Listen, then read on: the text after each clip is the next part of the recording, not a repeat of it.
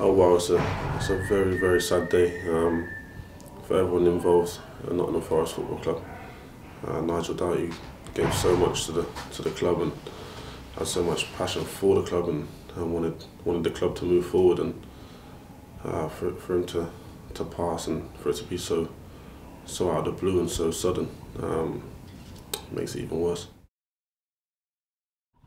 Terrible to hear. You know, for a man you probably look at as sort of larger than life with his sort of position in society, and you know, the size of him. He was a big fella, and obviously, you know, the owner of our football club. It's a sad day. It's sad for, obviously, most importantly, his family. And I had young children, which would be devastating for them, and obviously his wife and his two older children, and you know, and his immediate family around him. But it's a sad day for all. Just a shock, really.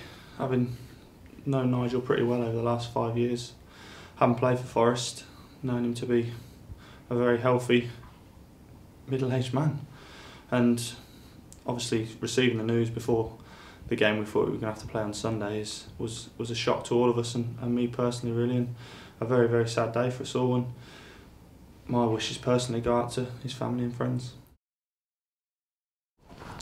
Well, he was a very kind, and it's quite weird really, because obviously for somebody so successful in the business world, before you meet these people, sometimes you think that they'd be more ruthless and more, I don't know, have a bit more arrogance, like some others I've met. But Nigel was such a nice man.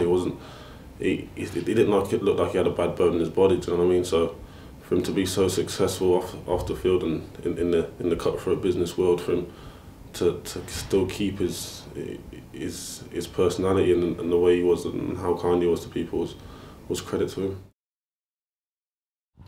Well, he signed me at the club when he was chairman, and every time I met him, he only had good things to say about the club, say to me, and my relationship with him since I signed for the club was first class. I had a numerous amount of conversations with him throughout my time I've been at the club, and like I say, I couldn't speak more highly of the man, really, and what he's done and what he's given to the club over the last few years, really. He loved everything to do with the football club. A lot of times he would just come into the change rooms and maybe just sit next to us before games, and just while everybody's getting changed for the game, and he would just almost mingle in. You wouldn't believe he was the chairman of the football club. So he had a great togetherness. Since I've been here, I've never ever heard anybody say anything bad about Nigel Doughty, from players to staff. I've not heard anything negative about him. Everybody knows he put on a lot of money in of his own wealth, but I think that's more just because he wanted to see the club do well and was desperate to get us into the Premier League. Yeah, well, he's a Nottinghamshire boy. He was self-made, and you know, I've been on record before and spoke about the commitment and the amount of investment he's put into Nottingham Forest in the last 10-11 years he's been involved. You know, he's played a big part in you know, the last sort of decade of Nottingham Forest. He'll go down in folklore and in the history, and I think the football club should always be indebted to his commitment he's put in. I think when you put, you know, no one will know exactly how much money he's put in, but when people, you know, say between 70 and 100 odd million, I mean, what more commitment do you need? It's I wouldn't like to be a football owner, to be honest with you. The amount of money you have to put in and the way it's gone, certainly in the last sort of half a decade with all the owners coming in, it's a bit of a thankless job, and it come under a lot of stick, which I don't think was deserved, and I think it was out of order. And but that's a very small part of what he did overall, and I think overall he was a great credit to the football club, and somebody that the football club should be very proud to have had involved.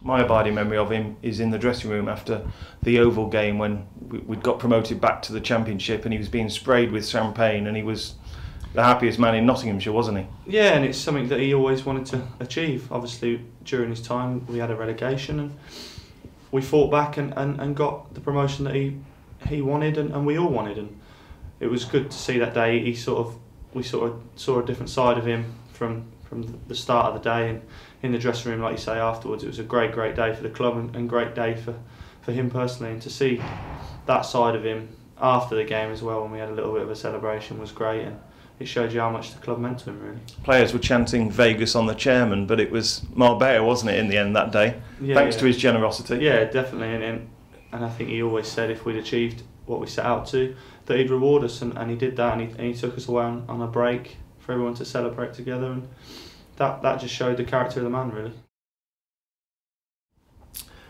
I'll always remember him as being about 6'6" and being quite envious of his size, to be honest with you. But no, I remember him as a very friendly, warm man, very humble.